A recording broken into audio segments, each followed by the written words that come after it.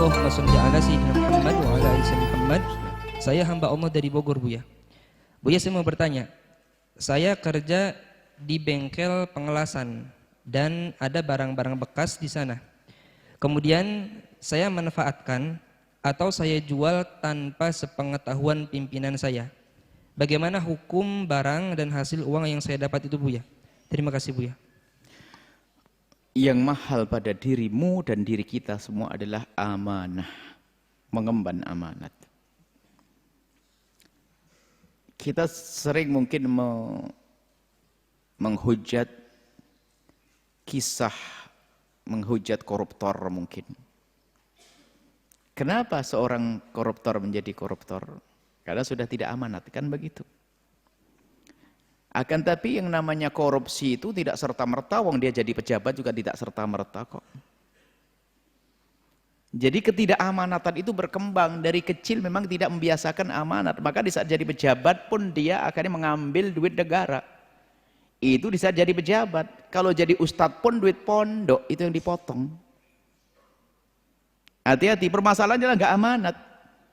Maka membiasakan amanat itu dari kecil, dari sedikit itu, dari kecil itu perlu membangun, membiasakan anak kita untuk amanat. Pastikan, wahai anakku, selagi bukan milikmu jangan kau ambil. Ada jarum jatuh di pinggir jalan. Ma, ini jarum bagus. Nah, bukan milikmu, jangan kau ambil. Tapi ibu yang bodoh mengatakan, ambil nak, nggak ada yang punya. Oh, selagi tidak ada yang punya langsung diambil ya. Akhirnya di mana-mana nggak ada yang punya ini, nggak ada yang punya ini. Amanat, urusan halal haram. Jadi koruptor besar ya berangkatnya dari ya kecil-kecil begitu. Waktu mungkin jadi ketua OSIS sering motong sedikit-sedikit aja dari ketua OSIS dia. Ketua OSIS waktu sekolah. Dia sudah berbohong, memasukkan uang begini dipotong pelan-pelan, nggak ada yang tahu karena dia cerdas, motongnya halus. Dia merusak hatinya sudah sifat itu. Di saat dia punya jabatannya kecil, yo, korupsinya sudah lama sebetulnya. Hanya karena kecil-kecil nggak kelihatan, giliran gede kena KPK misalnya.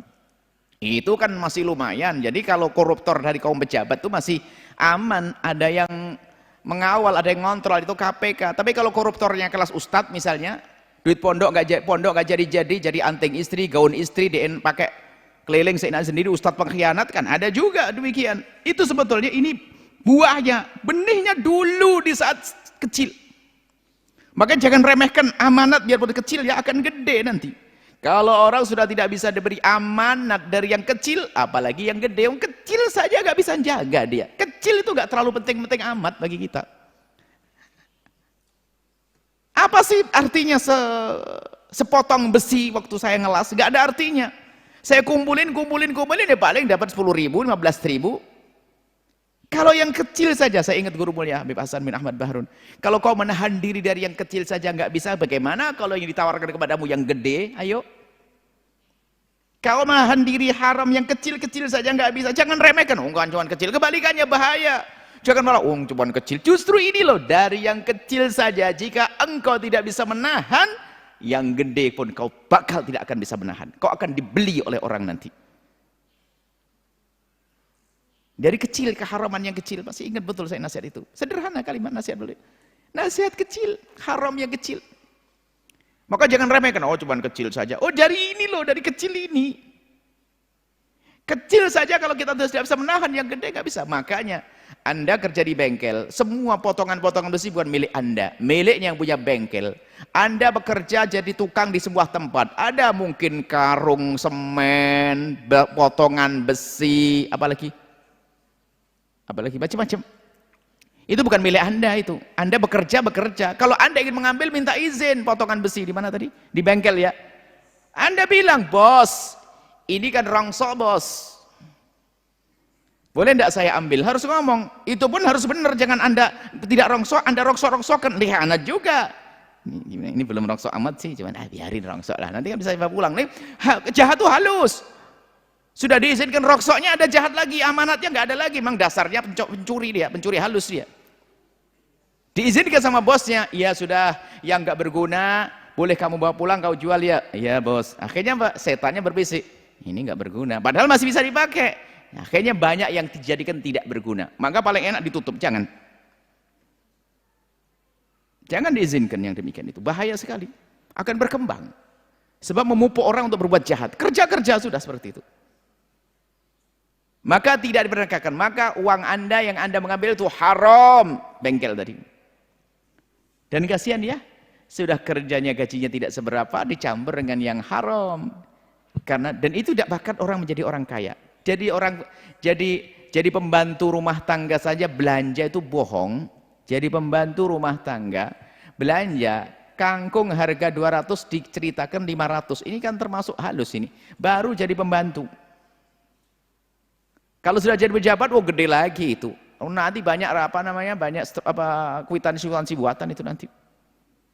Jadi ustadz juga sama, bohong itu nanti. Karena permasalahan hilang amanat, maka dari itu amanat.